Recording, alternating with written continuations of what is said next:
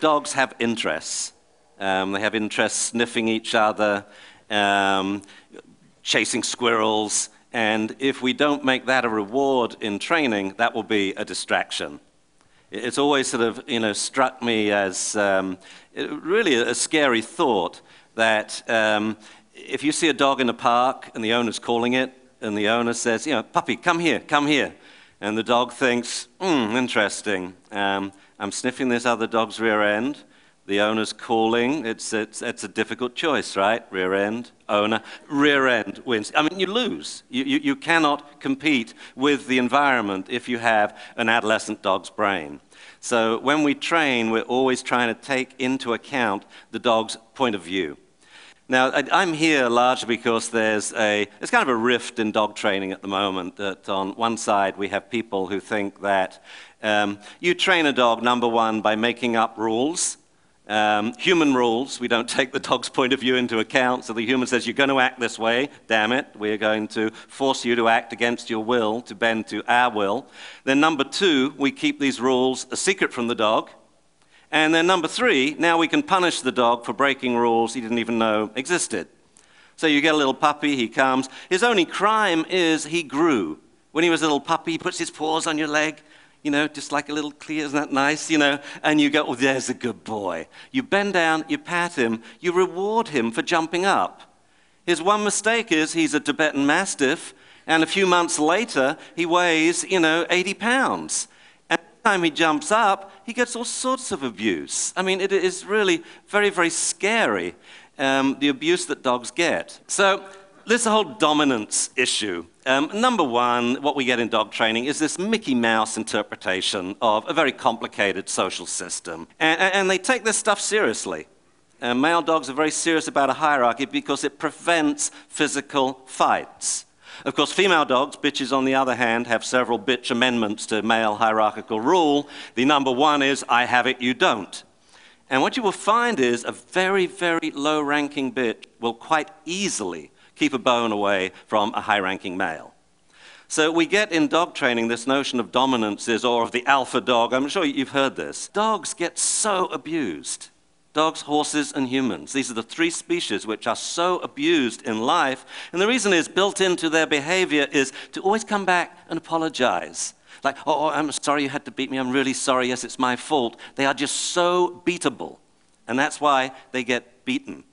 The poor puppy jumps up, you open the dog book. What does it say? Hold his front paws, squeeze his front paws, stamp on his hind feet, squirt him in the face with lemon juice, hit him on the head with a rolled up newspaper, knee him in the chest, flip him over backwards. Because he grew. And because he's performing a behavior you've trained him to do. This is insanity. Why don't you just, I ask owners, well, how would you like the dog to greet you? And people say, well, I don't know, to sit, I guess. I said, let's teach him to sit. And then we give him a reason for sitting. Because the stages are training first. The first stage is basically teaching a dog ESL. I could speak to you and say, Lete chai, pesi pesi.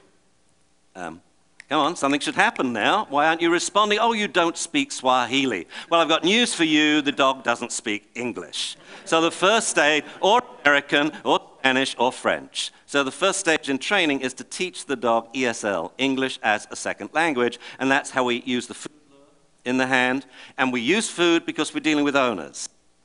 Wife doesn't need food. She's a great trainer, much better than I am. I don't need food, but the average owner says, puppy, sit.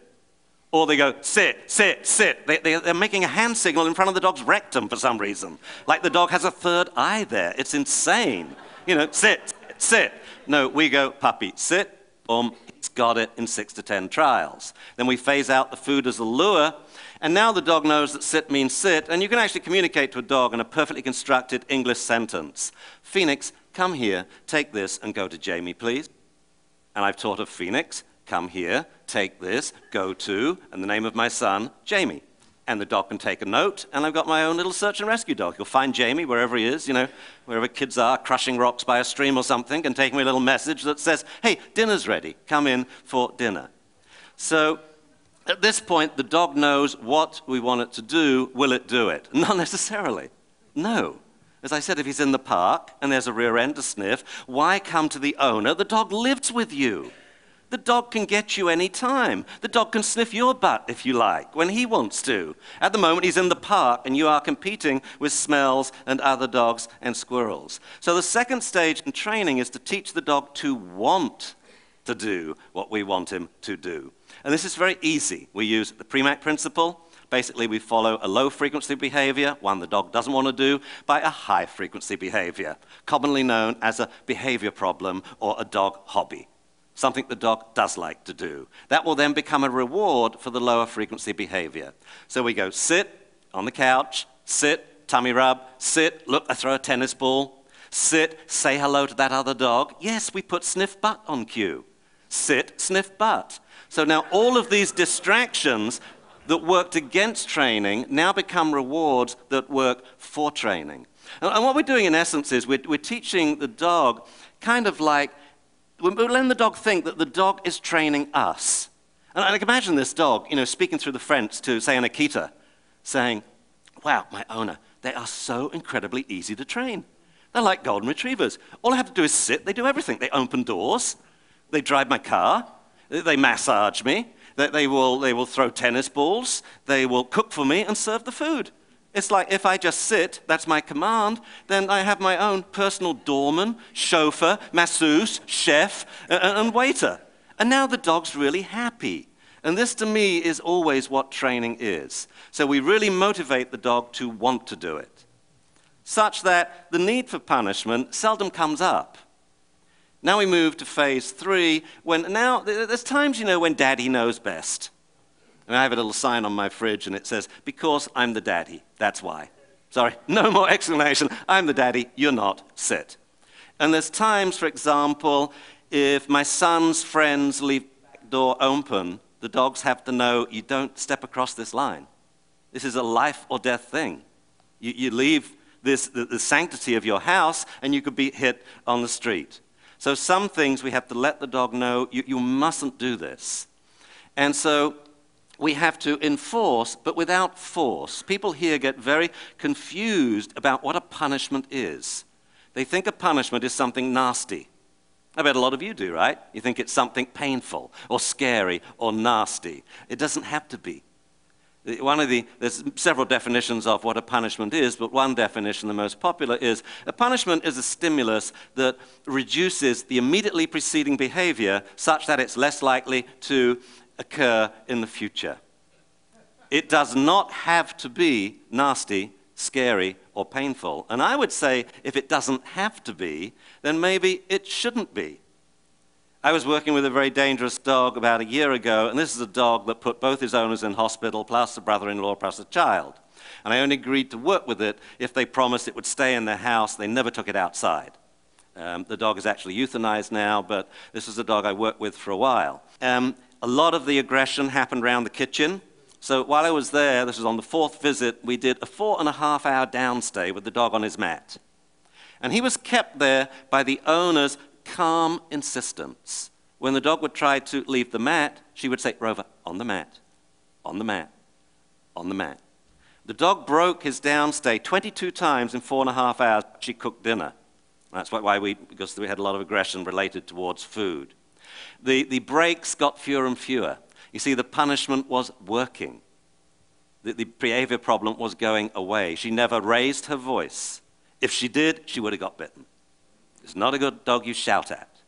A lot of my friends train really neat animals, grizzly bears. If you've ever seen a grizzly bear on a telly or in film, then it's a friend of mine who's trained it. Whales. I love it because it wires you up. How are you going to reprimand a grizzly bear? Bad bear, bad bear. Boom. Your head now is 100 yards away, sailing through the air. Okay, this is crazy. So where do we go from here? We want a better way. Dogs deserve better.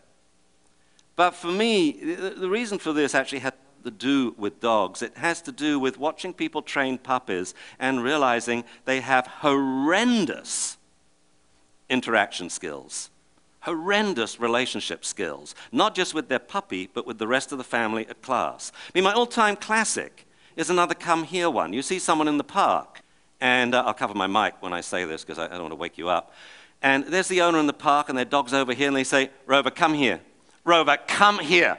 Rover, come here, you son of a bitch! The dog says, I don't think so. I mean, who in their right mind would think that a dog would want to approach them when they're screaming like that? Instead, the dog says, I know that tone. I know that tone. Previously, when I've approached, I've got punished there. I was walking onto a plane. This, for me, was a pivotal moment in my career, and it really cemented what I wanted to do with this whole puppy training thing. The notion of how to teach puppies in a dog-friendly way to want to do what we want to do so we don't have to force them. You know, I puppy trained my child. And the seminal moment was I was getting on a plane in Dallas, and in row 2 was a father, I presume, and a young boy, about 5, kicking the back of the chair. Johnny, don't do that. Kick, kick, kick. Johnny, don't do that. Kick, kick, kick. I'm standing right here with my bag.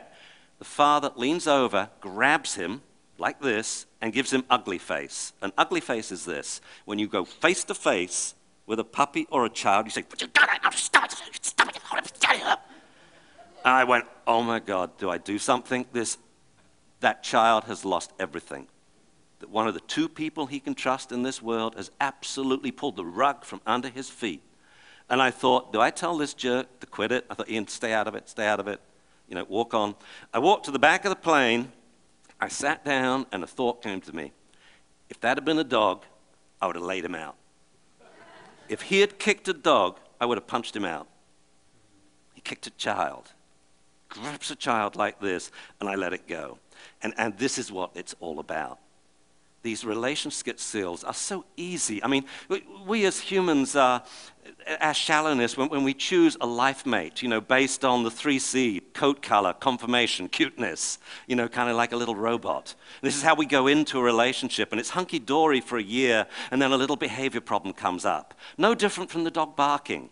The husband won't clear up his clothes, or the wife's always late for meetings, whatever it is.